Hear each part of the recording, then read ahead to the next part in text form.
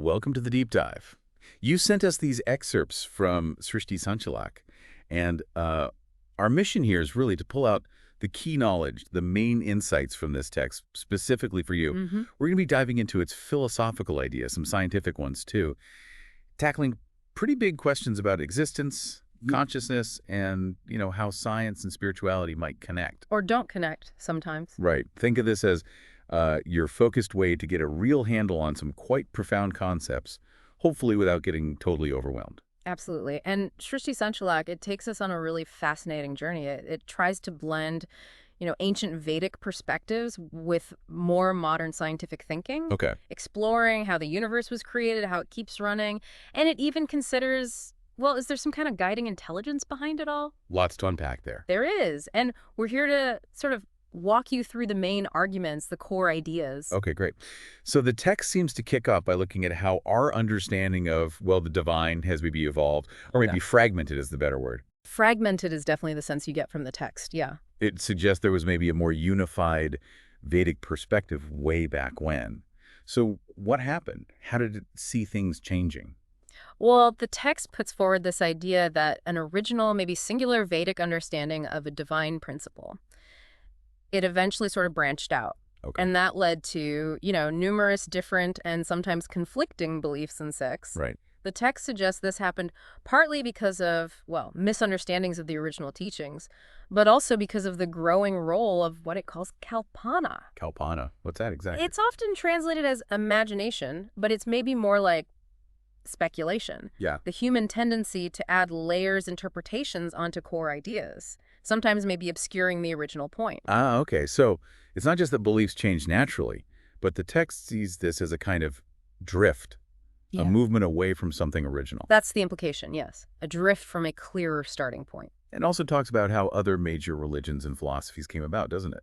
It does. Srishti-Sanchalak views the rise of, say, atheistic movements like Charvaka or even Buddhism and Jainism, and also Abrahamic religions like Islam, as, in part, responses, reactions against what were seen as maybe problems or limitations in the traditions that existed at the time. Like what sort of problems? Things like maybe complex idol worship or a pantheon of gods that seemed too confusing or perhaps corrupted. Got it. So the text frames the history of belief as this series of, departures and reactions, all stemming from what it sees as an original core understanding. That's a good summary, yeah. Not random change, but reactions and divergences. Interesting. But it doesn't just stop with history, right?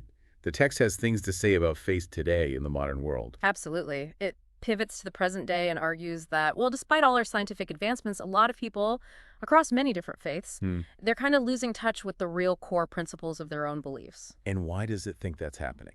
It suggests two main reasons. One, a lack of deep personal engagement with their own scriptures, really studying them.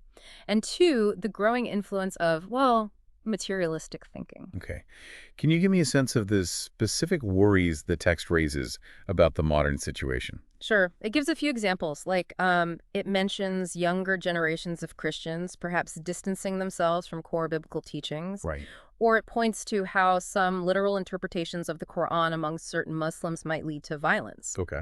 And it also looks at Hindu practices, things like idol worship, casteism, discrimination against women, and argues that these actually contradict what it sees as the true original Vedic principles. So it's using these as examples across different traditions. Exactly. To illustrate its broader point that a kind of superficial understanding or maybe even misinterpretations of divine principles can lead to outcomes that are really at odds with the original spirit of those teachings. Highlighting a need for deeper understanding then. Precisely. That seems to be the core concern. So the underlying worry seems to be that these really big concepts, God and Dharma, which is like duty or righteous living. Something like that, yes. Natural law, duty, ethics. It's a rich concept. Right.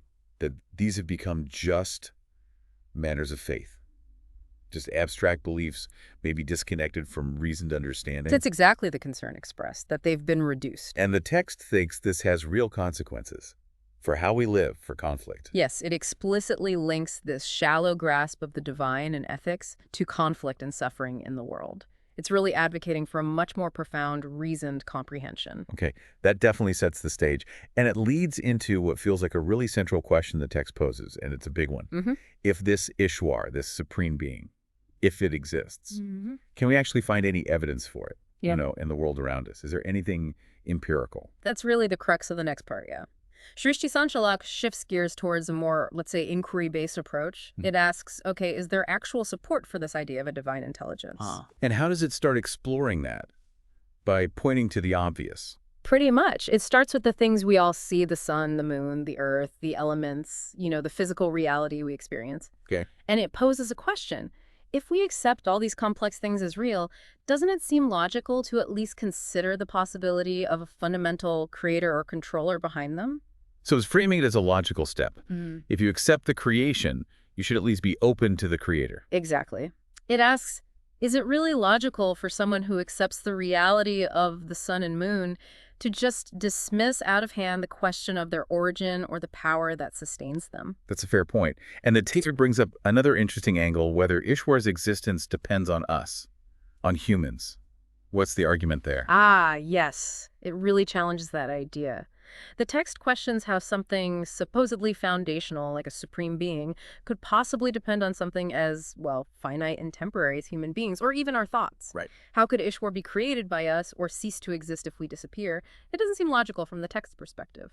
That makes sense. Yeah. It's a bit like saying gravity only works if we're here thinking about it. Exactly. That's a great analogy. And the text uses something similar with physical laws, right? It does. It draws a direct parallel. We accept physical laws, gravity, electromagnetism, whatever, operate consistently all the time, whether we believe in them, whether we understand them, whether we're even aware of them. Yeah. So the text then asks, shouldn't the underlying reality, the fundamental principle which it identifies as Ishwar, also be independent of our personal faith or our awareness? It's arguing for an objective reality, independent of the observer. Precisely. Independent of our belief systems. And it also touches on that really tough question, the problem of suffering.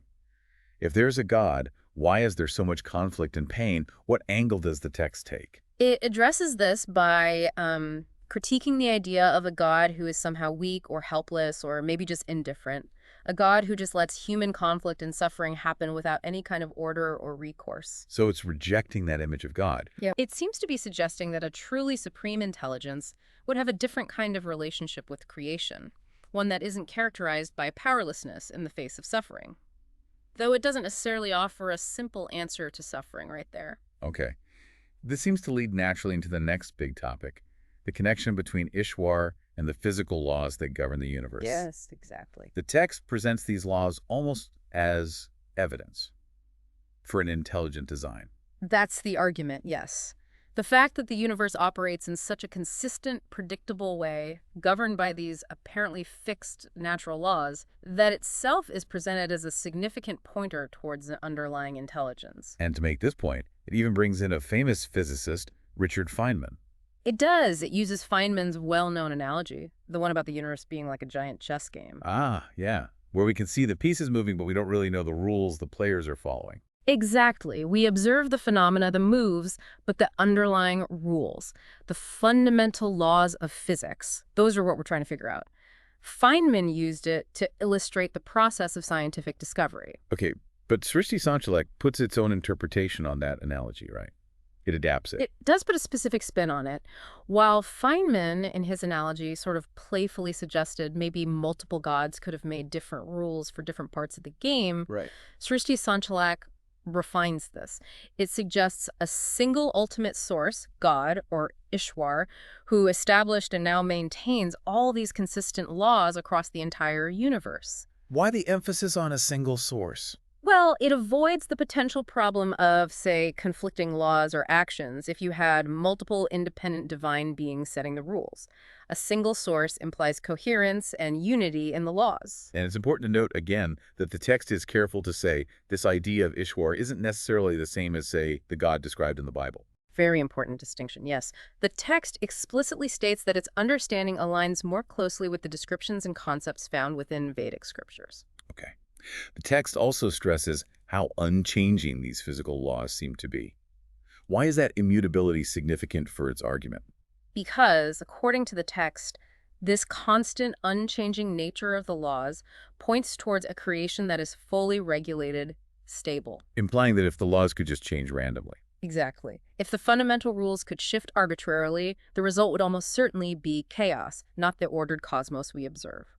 So the very stability and predictability of the universe is seen as evidence for a consistent and therefore intelligent guiding principle.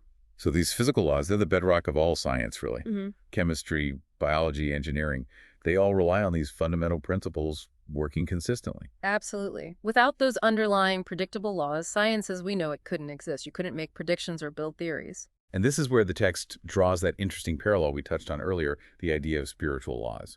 It mentions Achatma Vidya or Dharma. What's the connection it's making? Yes, it makes this parallel.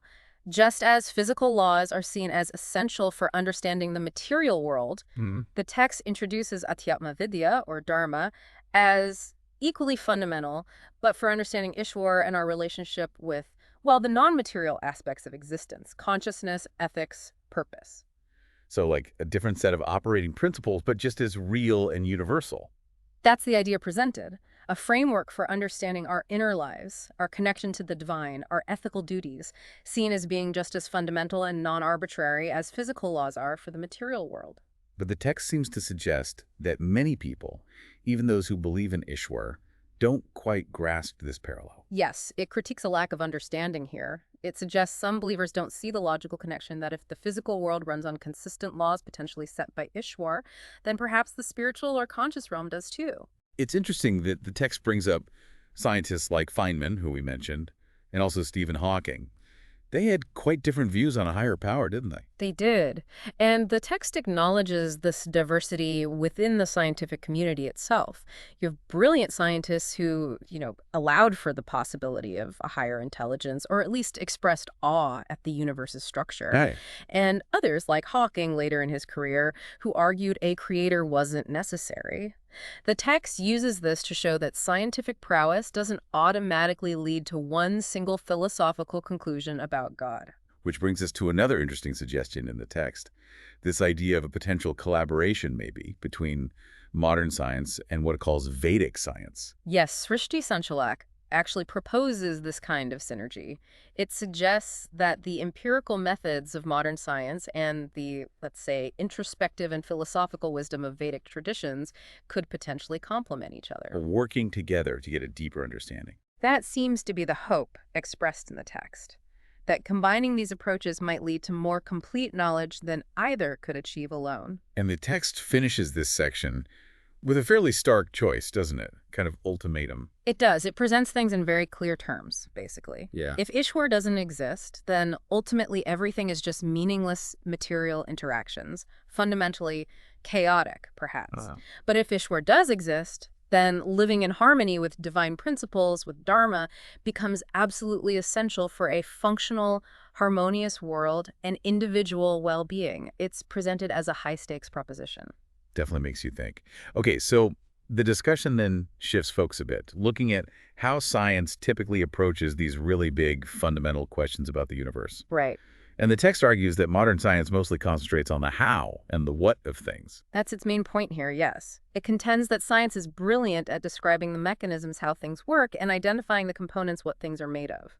But it often avoids the deeper questions. It argues that science often considers questions like why, who, and for whom to be outside its specific domain or perhaps unanswerable through its methods. Okay, let's break those down. The why question, that's about purpose, isn't it? What's the text argument about purpose?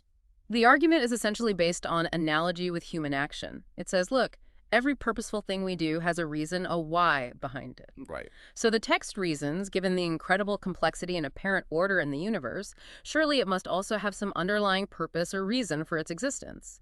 It seems illogical to assume such complexity is ultimately purposeless. Okay.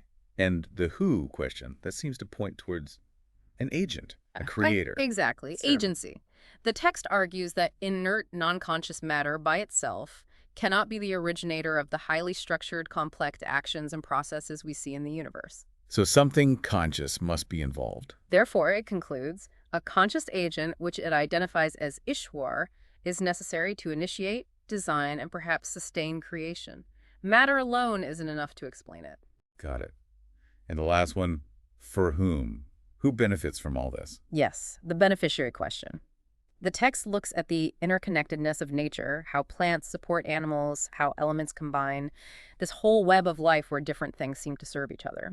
It suggests this interdependence points towards a beneficiary beyond just the individual components themselves. And who is that beneficiary? Ultimately, the text posits, the beneficiaries are conscious beings, life forms capable of experiencing the universe. So the argument is that while science is great at explaining the mechanics, these fundamental questions of ultimate purpose, the identity of a potential creator, and who the whole show is for, these often fall outside its usual scope. Precisely. Science deals primarily with observable phenomena, testable hypotheses about mechanisms. These deeper why, who, for whom questions often enter the realm of philosophy or theology, which the text argues science tends to sidestep.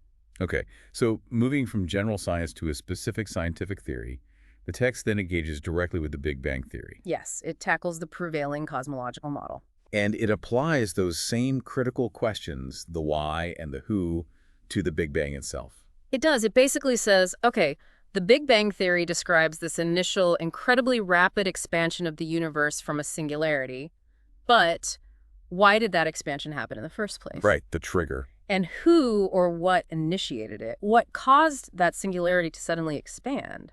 The text argues the theory itself doesn't inherently answer these why and who questions. And it contrasts how someone who believes in Ishwar might view the Big Bang versus how an atheist might. Exactly. It suggests that for a believer, attributing the Big Bang to the deliberate action of a conscious creator, Ishwar, provides a potential coherent answer to the who and perhaps the why. Oh, divine first cause, essentially. Yes.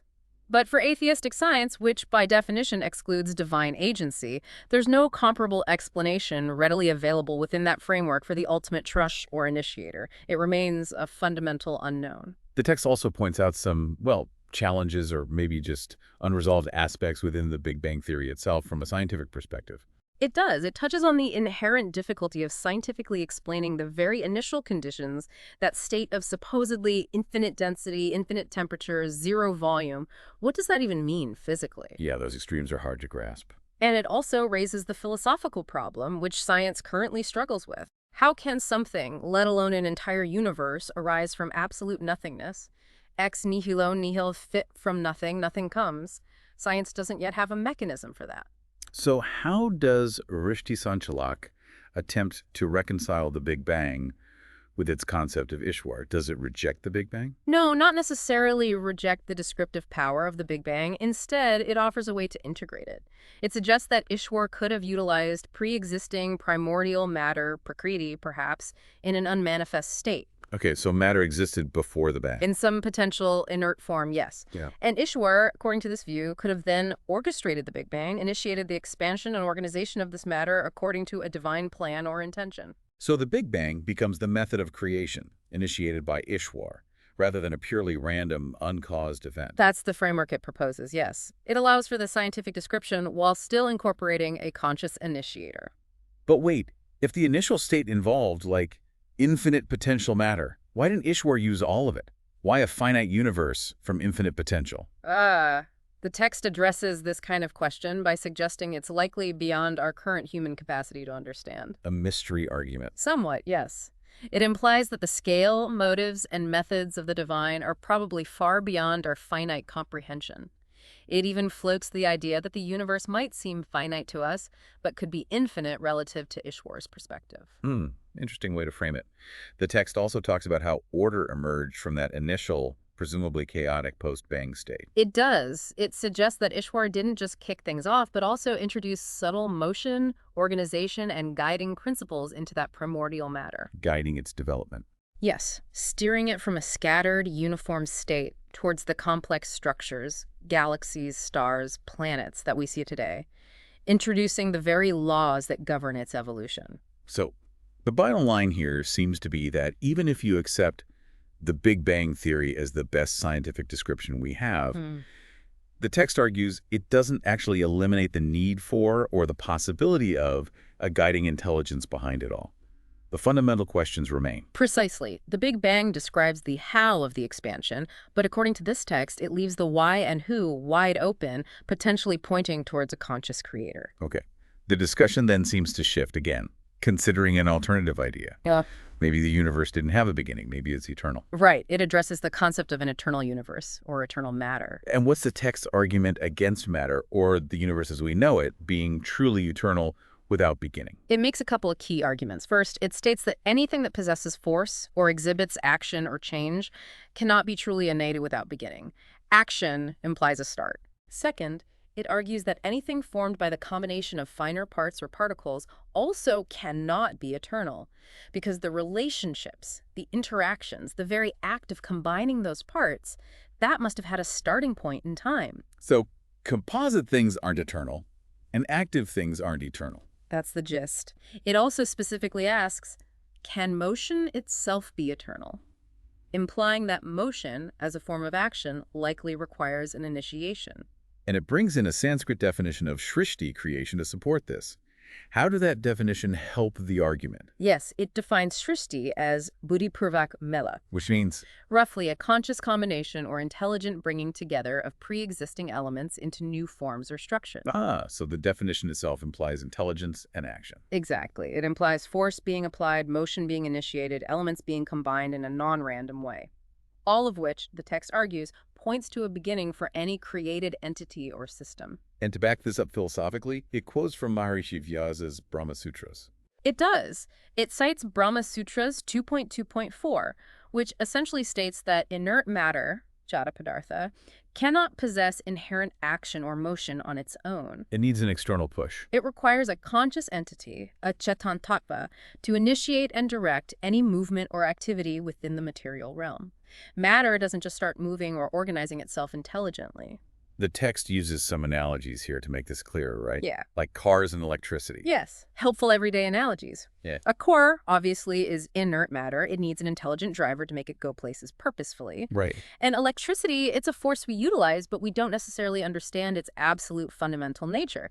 Yet we know it requires generation, transmission, control, an underlying system. It doesn't just happen randomly to power our homes. So the observed motion and organized activity everywhere in the universe, from planets orbiting to atoms bonding, Right. the text says this points to an underlying intelligence or force. Yes. Analogous to the driver or the power grid, it suggests there must be an ultimate source or director for all this cosmic activity.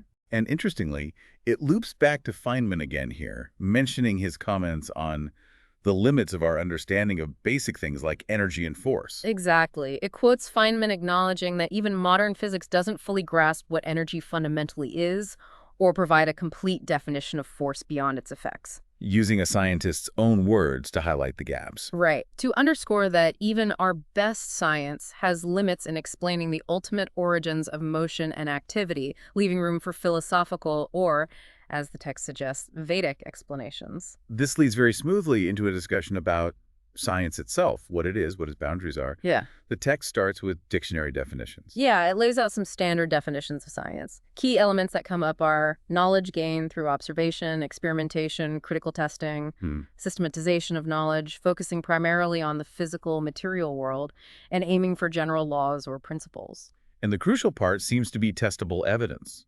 Absolutely. The emphasis is on empirical verification. If something cannot, even in principle, be tested or observed through interaction with the physical world, it generally falls outside the strict domain of modern science. But the text uses historical examples to show that the boundary of science isn't fixed. Right. That's a key point. It uses examples like, say, Newton's law of gravitation. People accepted and used it long before we had the quantum field theory explanation involving gravitons or understood space-time curvature via general relativity. Or knowing the Earth was round before we could actually go up and see it. Exactly. These were perhaps philosophical or reasoned conclusions first, which later gained strong empirical backing as our tools and understanding evolved. Science expands its reach. And the text also introduces the idea that there might be valid knowledge beyond what current empirical science can measure. It does. It brings in the concept of pragya, often translated as intuitive wisdom or direct knowing, potentially gained through practices like yoga or deep meditation. So another way of knowing. Proposed as another potential pathway to understanding reality, alongside empirical science. However, the text stresses something important. Which is? Logical consistency. Whether knowledge comes from science, intuition, or scripture, it argues it must be logically coherent and not contradict reason or established evidence, where applicable. Pure speculation detached from reason isn't considered valid knowledge. Okay, this sets up the comparison with philosophy or darshana in Vedic wisdom. How does the text define philosophy's role? It defines philosophy, darshana literally means seeing or viewpoint, as the pursuit of wisdom and knowledge, but primarily through investigation, deep contemplation, and logical reasoning about the fundamental nature of existence, causes, and underlying principles. It notes that science and philosophy actually share a common goal, though. Yes, a very important point. Both are fundamentally seeking to understand the universe and our place in it. They share the goal of knowledge and truth. But they use different toolkits, essentially. Exactly. Science relies heavily on empirical tools, observation, measurement, experiment. Philosophy relies more on the tools of the intellect: logic, reason, intuition, contemplation, analysis of concepts. And the text is fair in acknowledging that both approaches can go wrong. It is. It cautions against potential pitfalls on both sides. You can have rigid scientific dogma that resists new ideas, but you can also have philosophical speculation that becomes unmoored from reality or logic. So the ideal is, An integrated approach, using both the empirical rigor of science and the deep questioning and reasoning of philosophy, potentially informed by wisdom traditions like the Vedas. and to illustrate this interplay, this synergy, it uses the example of attraction, like gravity or electromagnetism. How does that example work? It uses attraction as a case study. The initial observation, hey, things pull on each other, and the basic idea that there must be some underlying cause for this pull, that's philosophical inquiry. Okay. Even identifying the nature of the force, like is it based on mass or charge, that's still largely philosophical or theoretical reasoning initially. Right. But then, describing the precise mechanism, how it works, the mathematical laws governing it, maybe the exchange of particles, like virtual photons in electromagnetism, that's where science comes in with its measurements and models. So philosophy asks the what and why. Science describes the how. In essence, yes. And the text then points out that even with sophisticated scientific descriptions of the how, like quantum electrodynamics, modern science often still struggles to answer the really fundamental why questions. Why do opposite charges attract? Why does mass warp space-time? What is this force, fundamentally? The mechanism is described, but the ultimate origin or reason might still be elusive for science. Exactly. And this is precisely where Srishti-Sanchalak suggests Vedic wisdom might offer deeper answers. What kind of answers? It proposes that the ultimate source, the underlying reality or power behind all these physical forces, is fundamentally the power of the Chetan Paramatma Tattva, the conscious supreme soul or principle. So consciousness is the root of physical forces. That's the provocative idea put forward. And the text then kind of challenges scientists. Either address these fundamental why questions within your own framework, or perhaps consider consulting the insights offered by Vedic wisdom. A bold invitation. Okay, this leads us to the final major theme: the origin of motion and consciousness itself. Yes, circling back to some fundamental questions. The text keeps reiterating this point. Yeah. Fundamental particles and their inherent motion or properties can't really be anadi without beginning. Is a core premise, yes. Yeah. The argument persists. Activity implies a start, structure implies assembly. So it poses the question, even if we break matter down to its most basic building blocks, maybe things even finer than quarks, like strings or fields, where does the initial motion or activity come from? Exactly. If the universe is built from these fundamental entities, what makes them vibrate, interact, or move in the first place? Why isn't everything just static? And this is why it argues a conscious Ishwar is necessary. That's the conclusion it draws, that the ultimate source of all motion, all activity, all the laws governing interactions must trace back to a conscious initiator. It explains how this motion and force permeates everything, down to the most subtle levels. Yes. It observes that even at the subatomic level, particles aren't static lumps. They exhibit spins, charges, forces, interactions, constant activity. And the text suggests science doesn't fully grasp these fundamentals yet. It posits that modern science, while describing these activities, still has a limited understanding of the true nature of these fundamental entities and the ultimate origin of their inherent dynamism. So where does the text suggest this ultimate origin lies? It proposes a kind of hierarchy or continuum. It suggests this inherent activity ultimately originates from pure Chaitanya Tattva consciousness itself. Consciousness first. Yes, which then manifests or extends through levels like prana, life force, manas, mind or mentation, vak, expression or vibration. eventually animating the primordial nature, mula prakriti, under the guidance or presence of Ishwar. That's a very different picture from standard physics. Oh, absolutely. It's a fundamentally consciousness-centric view of reality. And it makes a distinction between Ishwar itself and the action within Prakriti, right? Yes, an important philosophical point. Pure consciousness, Ishwar, is described as being inherently without action or change, immutable. Okay. But action arises within Prakriti, primordial nature matter, through divine prana, which is like inspiration or impulse or will, without Ishwar itself undergoing any change, and without altering the fundamental potential within Prakriti. That sounds quite subtle. It is, and the text is clear that this kind of understanding likely transcends the methods of empirical science. It's more in the realm of metaphysics or spiritual insight. The text also comes back to the idea of purposeful activity in the universe. Yes, it uses the observation of what appears to be intelligent design and purposeful function from biology to cosmology as further evidence. Arguing that inert, non-conscious matter simply cannot perform buddhipurvak actions, actions that are intelligent, planned, and purposeful. It can't conceive of a purpose, let alone execute a plan to achieve it. So the apparent design points to a designer. That's the classical argument from design, yes, which the text employs here. Now, the discussion then specifically addresses Stephen Hawking again, particularly his arguments in the grand design, trying to eliminate the need for God. Yes, it engages with Hawking's later work. What's the text's critique or perspective on Hawking's position? It highlights what it perceives as a kind of tension or maybe inconsistency in Hawking's line of reasoning. In what way? Well, on the one hand, Hawking argues that the laws of physics alone, like M-theory potentially, could be sufficient to explain the universe's origin from nothing, negating the need for a creator god. Okay. But then, the text points out, Hawking elsewhere tries to explain consciousness as simply an emergent property of very complex systems, like the brain. Yet he seemed to dismiss the possibility of an individual, enduring conscious soul, the Jivatma. So the text sees a problem with explaining consciousness purely materialistically, while denying a soul. It seems to question the coherence of readily accepting complex physical laws as self-creating, while simultaneously reducing consciousness to a mere byproduct of complexity and dismissing deeper notions of self or soul.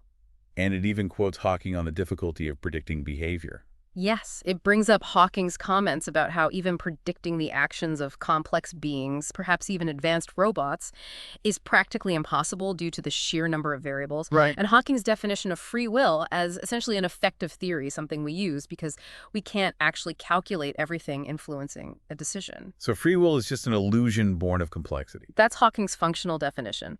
But the text counters this, arguing that reducing consciousness and free will to just a computational problem, an inability to calculate, it completely misses the subjective fundamental experience of self-awareness, of qualia, of genuine intentionality. It's describing complexity, not necessarily explaining consciousness itself. So it's arguing that a computational view doesn't capture the essence of being conscious. Exactly. It suggests that consciousness is something more fundamental than just complex information processing. Wow, okay.